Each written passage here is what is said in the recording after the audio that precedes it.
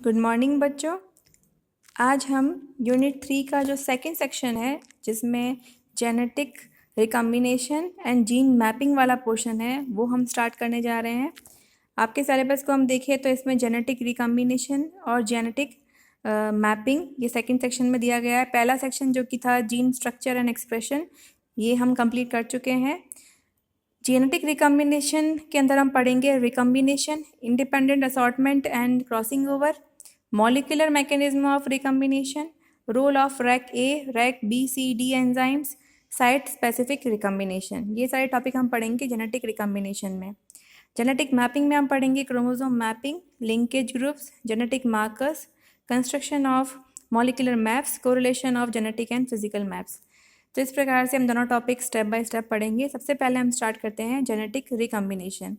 Recombination की बात करें तो री का मतलब होता है पुनर् और कॉम्बिनेशन मतलब योजन। तो पुनर्योजन किसका पुनर्योजन? क्योंकि हम पढ़ रहे हैं मॉलिक्यूलर बायोलॉजी तो हम पढ़ रहे हैं डीएनए का पुनर्योजन। So recombination is a process by which pieces of DNA are broken and recombined to produce new combinations of alleles।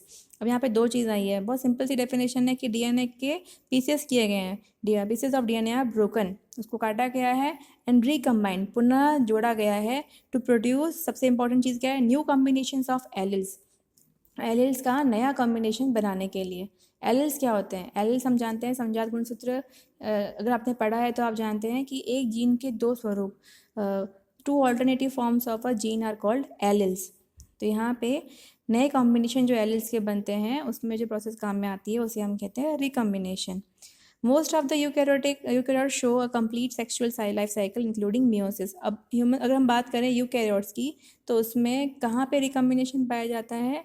उसमें रिकम्बिनेशन पाया जाता है मियोसिस या अर्धसूत्री विभाजन के समय। अर्धसूत्री विभाजन के समय आप जानते हैं कि क्रॉसिंग ओवर होता है। आप जानते हैं कि अर्धसूत्री विभाजन के टाइम कहाँ पे होता है अर्धसूत्री विभाजन? वह केवल और केवल जनन कोशिकाओं में या सेक्सुअल सेल्स में पाया जाता है। और जहाँ पे रिकम्बिनेशन कहाँ होता है? जब क्रॉसिंग ओवर होता है उस समय उसमें रिकम्बिनेशन होता है। तो इसे हम कहते हैं होमोलोगस क्रोमोसोम्स के बीच में होने वाला जो रिकम्बिनेशन है, वो मुख्य उदाहरण है यूकैरियोट्स में होने वाले रिकम्बिनेशन का। नेक्स्ट है टाइप्स ऑफ रिकम्बिनेशन। रिकम्बिनेशन कितने प्रकार का होता है? रिकम्बिनेशन मुख्य रूप से 3 प्रकार का होता है। पहला होता है जनरलाइज्ड और होमोलोगस रिकम्बिनेशन। जनरलाइज्ड वर्ड जो आया है इसका मतलब होता है सामान्यतया पाए जाने वाला, इसलिए इसको बोलते हैं जनरलाइज्ड। दूसरा है होमोलोगस। होमोलोगस का मतलब होता है समजात गुणसूत्रों के बीच में क्रॉसिंग ओवर हो रहा है तो इसे हम कहते हैं होमोलोगस रिकम्बिनेशन। दूसरा प्रकार है रिकम्बिनेशन का site specific recombination. Site specific हम डिटेल में पढ़ेंगे। साइट आप नाम से समझ पा रहे हैं कि पर्टिकुलर साइट, स्पेशल साइट पर ही रिकम्बिनेशन होता है, उसे हम कहते हैं साइट स्पेसिफिक रिकम्बिनेशन। तीसरा है ट्रांसपोजिशन। ट्रांसपोजिशंस अगर आपने ट्रांसपोसोन्स पढ़े हैं तो आप जानते हैं जिन्हें हम जंपिंग जीन्स भी कहते हैं। वो एक स्थान पर एक विदिन अ जीन मतलब विदिन अ क्रोमोसोम एक स्थान से दूसरे स्थान पर ट्रांसपोज हो सकते हैं। इस प्रकार से वो नए कॉम्बिनेशन बना सकते हैं जिसे हम कहते हैं ट्रांसपोजिशन। तो यह भी एक प्रकार का रिकम्बिनेशन है। सबसे पहले हम स्टार्ट करते हैं जनरलाइज्ड और होमोलोगस रिकम्बिनेशन। इसमें बस सिंपल सा ये चीज़ है कि अगर होमोलोगस डीएनए के बीच में रिकम्बिनेशन हो रहा है, होमोलोगस डीएनए मतलब समजात गुणसूत्र, होमोलोगस क्रोमोसोम्स, तो उसे हम कहते हैं होमोलोगस रिकम्बिनेशन और जनरलाइज्ड रिकम्बिनेशन। मैं आपको बता चुकी हूँ ये चीज़ कि यूकैरियोट्स में कहाँ पाया जाता है? अर्धसूत्री विभाजन या मेयोसिस के समय जब क्रॉसिंग ओवर पाया जाता है तो उस टाइम पे यह पाया जाता है। जबकि जीवाणु और वायरस में क्योंकि मेयोसिस नहीं पाया जाता तो वहाँ पे एक स्पेशल प्रोटीन पाया जाता है जिसे हम रैक ए प्रोटीन कहते हैं। वह रिकम्बिनेशन करने के लिए रिस्पॉन्सिबल होता है। रैक ए प्रोटीन को भी आगे हम डिटेल में पढ़ेंगे। हम डायग्राम द्वारा समझ लेते हैं कि क्या होता है। वैसे आप सबको ज्ञात है कि यहाँ पे हमारे जो भी यूकैरियोट्स होते हैं उसमें डिप्लॉयड संरचना पाई जाती है क्रोमोसोम की। एक गुणसूत्र पैटर्नल क्रोमोसोम होता है, एक होता है मैटर्नल क्रोमोसोम। एक पिता से आता है, एक माता से आता है। पहले ही गुणसूत्र के रूप में पाए जाते हैं, लेकिन मियोसिस के टाइम पे यह बाईवैलेंट मतलब एक गुणसूत्र के अंदर 2 अर्ध गुणसूत्र या 2 क्रोमेटिड हमको नजर आ रहे हैं। आप देख रहे हैं ब्लू में भी 2 क्रोमेटिड है और ऑरेंज में भी 2 क्रोमेटिड है। तो ये 2 क्रोमेटिड के बीच में क्या होता है? क्रॉसिंग ओवर होता है और फाइनली हमें नए कॉम्बिनेशन प्राप्त होते हैं। इसी कारण जो संतति होती है या फिर जो नेक्स्ट जनरेशन होती है वह अपने पेरेंट्स से अलग दिखाई देती है। अगर इसी को हम डीएनए के रूप में समझे तो डीएनए आप देखिए कि डबल स्टैंडर्ड संरचना है डीएनए की, ये पैटर्नल है या मैटर्नल है, आपस में एक्सचेंज होता है और नए कॉम्बिनेशन हमको प्राप्त होते हैं।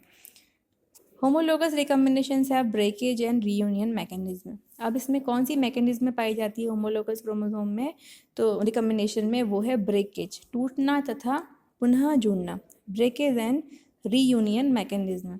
वैसे तो बहुत प्रकार के मॉडल्स दिए गए हैं होमोलोगस रिकम्बिनेशन या जनरलाइज्ड रिकम्बिनेशन को बताने के लिए, लेकिन उन समस्त मॉडल्स को सिर्फ 2 ग्रुप में बांटा गया है।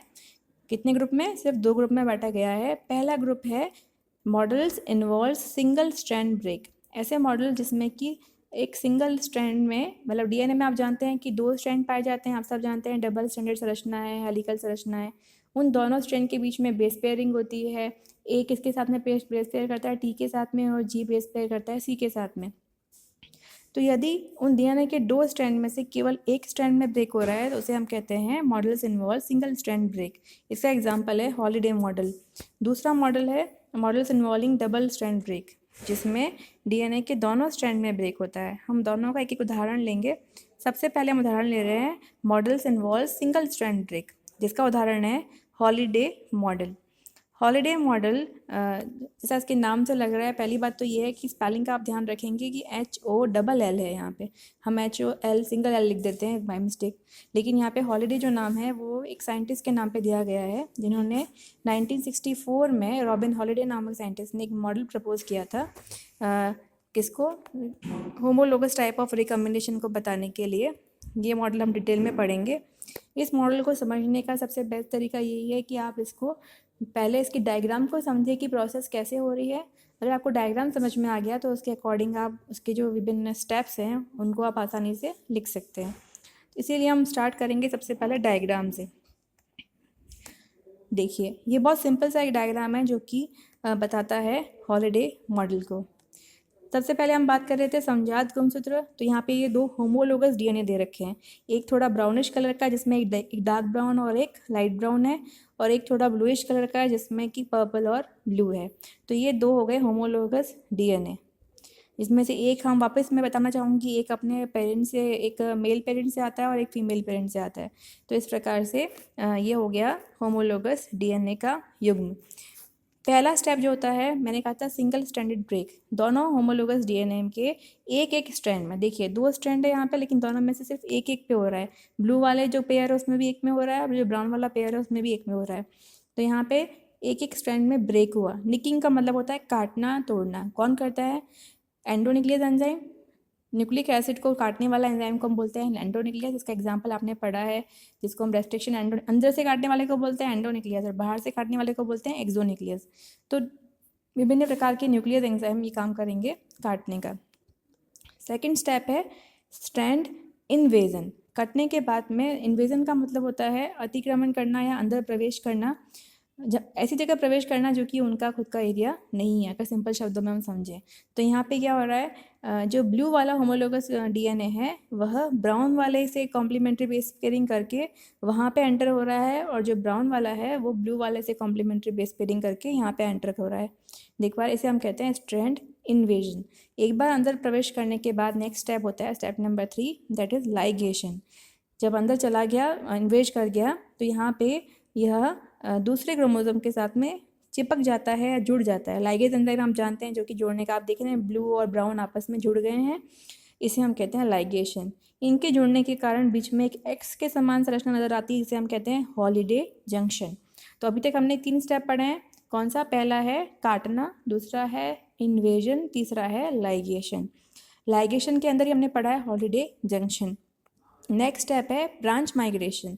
ब्रांच माइग्रेशन का मतलब है जो आपको बीच में एक क्रॉस या जंक्शन दिखाई दे रहा है कि जंक्शन धीरे धीरे आगे की तरफ बढ़ता है। जैसे जैसे आगे बढ़ेगा कुछ कुछ डीएनए का पोर्शन और क्या करेगा, कॉम्प्लीमेंट्री बेस पेयरिंग करता रहेगा किसके साथ में, अपने होमोलोगस क्रोमोसोम के होमोलोगस डीएनए के स्ट्रैंड के साथ में। आप देखिए पहले इतना सा पोर्शन था ब्लू वाला, इतना सा ब्राउन वाला था, अब काफ़ी सारा ब्लू वाला पोर्शन ऊपर चला गया, काफ़ी सारा ब्राउन वाला पोर्शन नीचे आ गया है।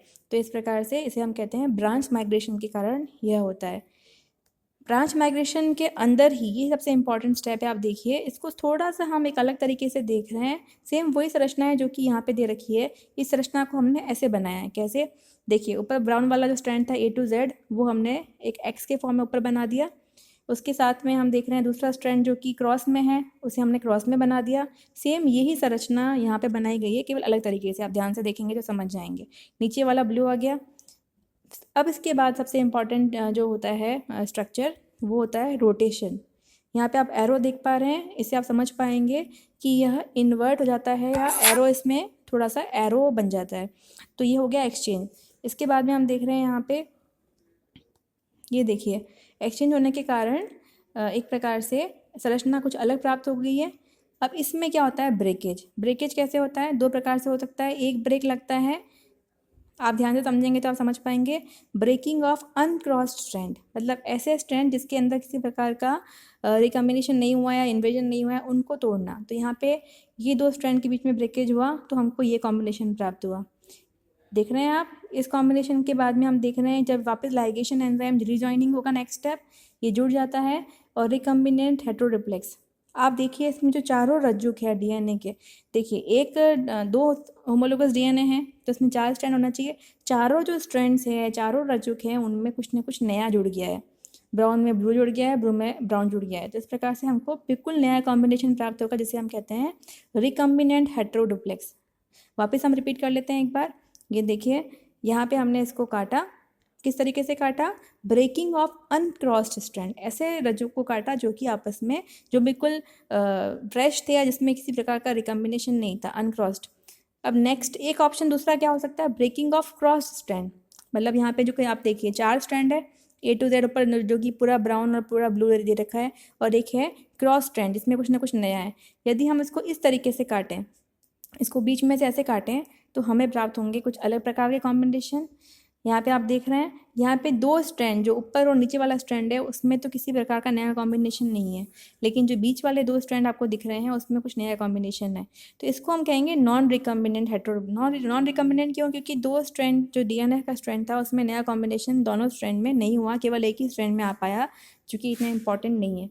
हमें दोनों स्ट्रैंड में रिकम्बिनेशन चाहिए, जिसके कारण हमको कुछ नए जो नया कॉम्बिनेशन है वो प्राप्त होगा। तो इसको हम कहेंगे नॉन रिकम्बिनेंट हेटेरोडुप्लेक्स।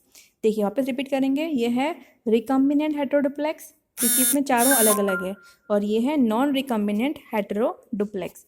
अब इसके स्टेप्स हम समझ लेते हैं वापस। पहला स्टेप हमने क्या बताया था? 2 homologous chromosomes each complex of duplex DNA. 2 homologous chromosome आपस में पेयरिंग होती है। सेकंड स्टेप था कि इसके अंदर निक मतलब कट लगते हैं, and endonuclease nicks at corresponding regions of homologous strand of paired Chrome.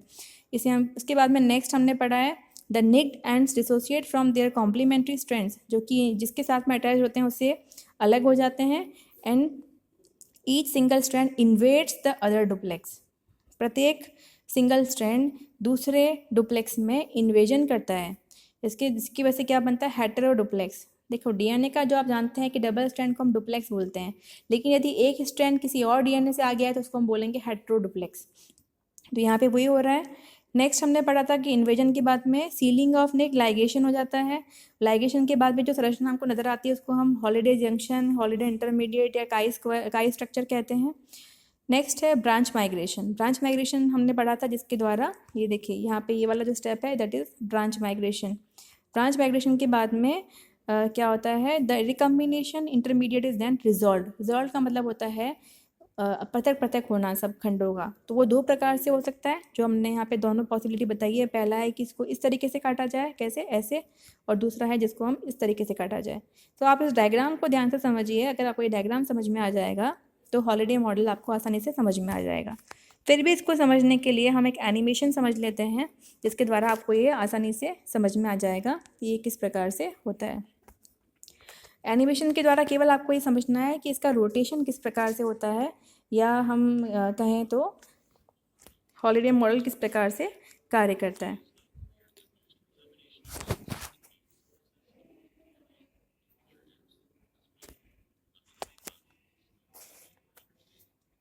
ये आप देखिए इसका रोटेशन किस प्रकार से हुआ है, हम इसे आसानी से समझ सकते हैं।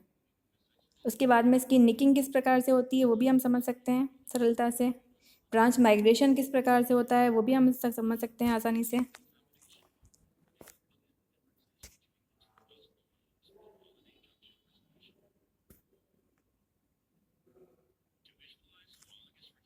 देखिए, सबसे पहले यहाँ पे डीएनए के आपको दो समजात गुणसूत्र या दो होमोलोगस डीएनए आपको बताए गए हैं, जो एक ब्लैक कलर से बताया गया है और एक साथ में बताया गया है रेडिश कलर से। ये दो प्रकार के होमोलोगस क्रोमोसोम है। अब यहाँ पे जो हम बता रहे हैं कि डबल स्ट्रैंडेड डीएनए होता है, इसके दोनों स्ट्रैंड्स होते हैं। तो यहाँ पे एक होमोलोगस डीएनए के दो स्ट्रैंड बता रखे हैं, जो कि वही सेम कलर है कि एक ब्लैकिश से कलर के दो पेयर है और दूसरा है रेडिश से। पहली चीज़ हमने पढ़ी थी, कट हुआ और साथ में दोनों की एक डीएनए दूसरे डीएनए से जाके जुड़ गया। तो यहाँ पे इसे हम कहते हैं हॉलिडे जंक्शन। हॉलिडे जंक्शन क्या होता है? A DNA intermediate in which two DNA duplexes are connected by crossing DNA strands. ये देखिए, अब इसके बाद में जो नेक्स्ट स्टेप हम पढ़ेंगे वो क्या होगा? ब्रांच माइग्रेशन, कि किस प्रकार से ब्रांच आगे माइग्रेट होती है। इसे हम देखिए, जो अभी आप देख पा रहे हैं वो है ब्रांच माइग्रेशन। कितना इजीली आप समझ सकते हैं। देखिए किस प्रकार से ब्रांच माइग्रेट होती है। ब्रांच माइग्रेट होती है, साथ में जो ओरिजिनल जिससे उसकी बेस पेयरिंग होती है वहाँ पे मेल्टिंग बेस पेयर लिखा हुआ है, और जहाँ नए बेस पेयर बन रहे हैं वहाँ पे फॉर्मिंग न्यू बेस पेयर। तो यहाँ तक हमने पढ़ा है कि किस प्रकार से ब्रांच माइग्रेट होती है। हॉलिडे जंक्शन हम पढ़ चुके हैं और साथ में निकिंग हम पढ़ चुके हैं, लाइगेशन पढ़ चुके हैं। इसके बाद नेक्स्ट स्टेप क्या था? नेक्स्ट स्टेप था कि किस प्रकार से यह इसकी कटिंग होती है, जिसको हम कहते हैं कि ब्रेकेज एक्चुअल में जो हुआ है उसके बाद में कौन सा स्ट्रैंड कैसे कटेगा, उसके अकॉर्डिंग हमको नए कॉम्बिनेशन प्राप्त होंगे। ये आप ध्यान से समझिए, देखिए डायग्राम में क्या हो रहा है। सेम उस संरचना को हमने इन्वर्ट कर दिया है। इससे आप इजीली समझ सकते हैं वीडियो से कि किस प्रकार से वो संरचना जो हॉलिडे जंक्शन बना था वो इन्वर्ट हो गया। अब नेक्स्ट होगा इसकी निकिंग। इसकी दो साइड आपको दिखाई दे रही है। पहली साइड होती है कि जहाँ पे अनक्रॉस स्ट्रैंड को हम काटते हैं, बताया था आपको मैंने, और दूसरी साइड होती है जहाँ पे हम क्रॉस स्ट्रैंड को काटते हैं। तो पहली साइड यदि है जहाँ पे हम अनक्रॉस स्ट्रैंड को काट रहे हैं तो हमको क्या कॉम्बिनेशन प्राप्त होंगे? देखिए यहाँ पे पहला है involve uncut strand from step 1। यहाँ पे पहले स्टेप को हमने काटा, ये देखिए। तो हमें जो कॉम्बिनेशन प्राप्त हुए, पहला कॉम्बिनेशन हमको ये प्राप्त हुआ और दूसरा कॉम्बिनेशन हमको ये प्राप्त हुआ। हम देख रहे हैं कि दोनों ही कॉम्बिनेशन कैसे हैं? दोनों ही कॉम्बिनेशन ऐसे हैं जो कि नए हैं। They all are recombinant. तो इसको हम क्या कहते हैं कि ये हेट्रोडुप्लेक्स जो है इट इज़ रिकम्बिनेंट हेट्रोडुप्लेक्स, क्योंकि बिल्कुल नए कॉम्बिनेशन हमको प्राप्त हुए हैं। आप देखेंगे पैरेंटल डीएनए मॉलिक्यूल और यहाँ पे जो हमको जो नया मिला है इनमें बहुत सारा बिल्कुल नया हमको जो मिला है कॉम्बिनेशन, इसको हम कहते हैं। अब दूसरा स्टेप हम पढ़ेंगे कि अगर हम, ये तो हो गया फर्स्ट साइट वाला। अब जो मैंने आपको बताया था कि सेकंड जो कट लगता है वो लगता है जिसमें क्रॉसिंग ओवर हो चुका है उन स्ट्रैंड्स के अंदर। अब किस प्रकार से कट लगता है आप देखिए ध्यान से। सेकंड साइड पे जब कट लगा है तो हमको क्या कॉम्बिनेशन मिलेंगे? यहाँ हमको कॉम्बिनेशन मिलेंगे दो प्रकार के। अब आप इसको ध्यान से समझिए। पैरेंटल स्ट्रैंड से हम कंपेयर करें तो यहाँ पे दो जो एरिया है वो हमको बिल्कुल आइडेंटिकल मिल रहे हैं, ऐसा जैसे बताया जा रहा है, जबकि एक एरिया थोड़ा हमको हेट्रोडुप्लेक्स मिल रहा है। तो एक तरीके से इसको हम क्या कहेंगे? Non recombinant structure. तो इस प्रकार से आपको हॉलिडे मॉडल आप इस के द्वारा आसानी से समझ सकते हैं। मुझे आशा है कि आपको यह संरचना इजीली समझ में आ गई है। धन्यवाद।